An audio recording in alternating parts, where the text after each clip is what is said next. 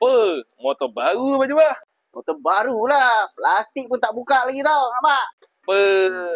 Dah lalang buat cerita pasal motor. Abang Jubah nak buat satu video kemalangan kalau kenderaan korang dilanggar motor. Boleh claim ataupun tidak. Bila korang dilanggar motor, korang memang boleh membuat tuntutan ke atas insurans motor. Tetapi bersyarat. Apa syarat-syarat dia? Yang pertama, penunggang motor tersebut mestilah mempunyai lesen memandu dan dia juga adalah owner motor tersebut. Yang kedua, polisi insurans motor mestilah first party dan semasa kemalangan, owner motor sendiri yang menunggang. Yang ketiga, benda ni sangat penting. Tiada kecederaan yang berlaku ke atas penunggang motor tersebut. Apa dokumen yang korang perlukan daripada penunggang motor adalah salinan geran, salinan polisi insurans, salinan IC dan juga lesen memandu penunggang motor tersebut. Macam biasa, korang kat luar sana, kalau tak tahu workshop mana nak hantar kereta untuk buat claim insurans dan juga cash repair, boleh datang ke bengkel Abang Jubah, pakar tuntutan insurans kemalangan anda. Like, follow, comment, share. Kita jumpakan next video. Assalamualaikum.